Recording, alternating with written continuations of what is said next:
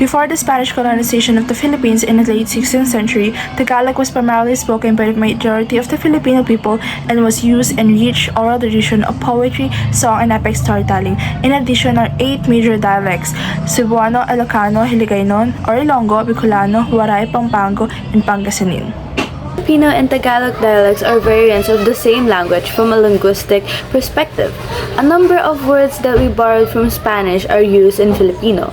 The majority of the words phrases we utilize are borrowed from Spanish, such as kamusta, or it can mean como esta in Spanish. Spanish also had an impact on Tagalog syntax and grammar in addition to its lexicon.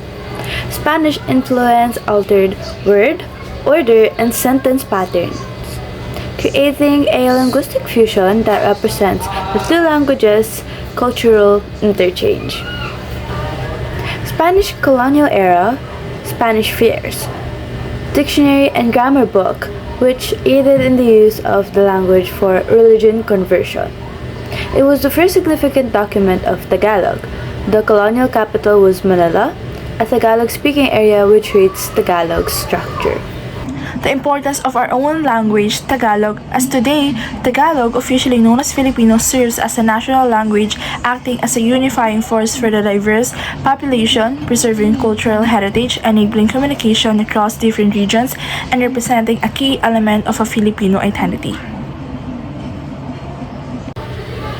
As the language of authority, Spanish influenced Tagalog lexicon, leading to the acquisition of numerous loanwords, words from ordinary objects like trade, religion, and politics entered Tagalog, enhancing the language.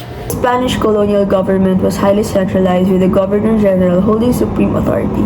The Royal Audiencia or Supreme Court had limited power, while alcaldes mayores, gobernadorcillos, and cabezas de barangay managed local levels. Power remained with the Spaniards, leaving Filipinos with little representation.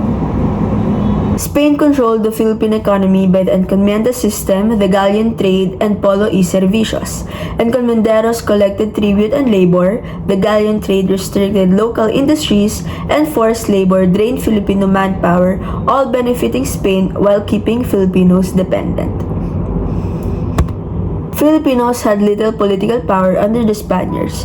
The Principilla class held minor roles but remained under Spanish control. Society was strictly stratified, peninsulares and insulares at the top, followed by the mestizos and Iños, which limit Filipino influence in government and society.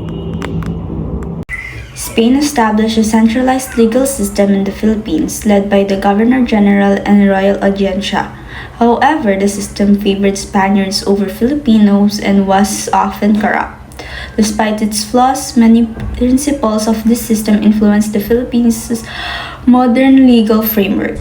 The Christianization of the Philippines began with Magellan's arrival in 1521, leading to the baptism of Fra Humabon and his followers in Cebu. The Spaniards used missions, religious education, and fiestas to integrate Catholic beliefs into Filipino society. Over time, Catholicism became deeply embedded in Filipino culture, making the Philippines the only Catholic religion in Asia. During this time, under Spanish colonization, Filipinos were influenced by Catholic teaching, which served as the foundation for education. Schools and seminaries were established to teach spiritual and Spanish cultural values, shaping Filipino society and identity, strengthening Catholicism and facilitating the spread of Spanish language and custom. Catholicism developed a strict social system based on religious authority, with priests held in high regard. Teachers play a significant role in establishing moral and social norms such as gender roles, ethics, family values, impacting the ideas about marriage, humanity, and the social conduct.